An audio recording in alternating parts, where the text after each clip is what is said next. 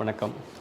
நம்ம இன்றைக்கி பார்க்க போகிறது ஜிஎஸ்டியை பற்றி ஒரு சின்ன புரிதல் அண்டர்ஸ்டாண்டிங். அதுவும் முக்கியமாக இப்போ ரீசெண்டாக நெக்ஸ்ட் ஜென்ரேஷன் அடுத்த தலைமுறைக்கான மாற்றங்களை கொண்டு வந்திருக்காங்க. நம்ம லாஸ்ட் மந்த்து செப்டம்பரில் ஜிஎஸ்டி கவுன்சில் நடந்த மீட்டிங்கில் டிசைட் பண்ணி 22 செப்டம்பர் ஆன்வர்ட்ஸ் நம்ம இந்த மாறுதல்கள்லாம் வந்திருக்கு. நம்ம நிறைய கேள்விப்பட்டிருப்போம். நிறைய ஜிஎஸ்டிலாம் ரெடியூஸ் பண்ணியிருக்காங்க. அதாவது 4 வகையான கேட்டகரி இருந்தது. ரேட்டு 5%, 12%, 18%, 28% அப்படின்னு சொல்லிட்டு அந்த 4 வகையான ரேட்டை வந்து 2ஆக குறைச்சிருக்காங்க. அதாவது 5% அண்ட் 18%. நோ மோர் 12% கிடையாது, 28% கிடையாது சொல்லி நிறைய மாறுதல்கள் பண்ணியிருக்காங்க. அதை பற்றின சின்ன அண்டர்ஸ்டாண்டிங்காக தான் இந்த வீடியோ. நம்ம நிறைய கேள்விப்பட்டோம். இந்த ரேட் குறையிறதுனால நிறைய பெனிஃபிட் மக்களுக்கு, அதை நம்ம அல்டிமேட்டாக கன்சியூம் பண்ணுற மக்களுக்கு நிறைய பெனிஃபிட் வரும்னு சொல்லி நிச்சயமாக உண்டு.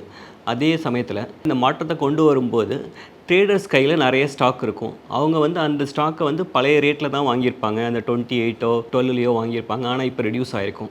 அவங்களுக்கு அந்த அன்னைக்கு உள்ள ஸ்டாக்கை அவங்க என்ன ரேட்டில் விற்கிறது, ரேட் குறைஞ்சதுக்கப்புறம் அந்த பெனிஃபிட்டை மக்களுக்கு கொடுக்க முடியுமா, ஆர் புதுசாக வாங்குகிற ஸ்டாக்குக்கு மட்டும்தான் அதை கொடுக்க முடியும். பழைய ஸ்டாக் அவங்க கையில் உள்ள ஸ்டாக்கை அவங்க அதிகப்படியான ரேட்டில் வாங்கியிருப்பாங்க, அதை வந்து அவங்க குறைச்சி கொடுக்க முடியாதா அப்படிங்கிற நிறைய சந்தேகங்கள் இருக்குது. அதாவது இந்த மாற்றத்தை கொண்டு வரும்போதே கவர்மெண்ட் ஸ்பெசிஃபிக்காக ஒரு FAQன்னு சொல்லி ஒரு கொஸ்டின் ஆன்சரில் சொல்லியிருக்காங்க.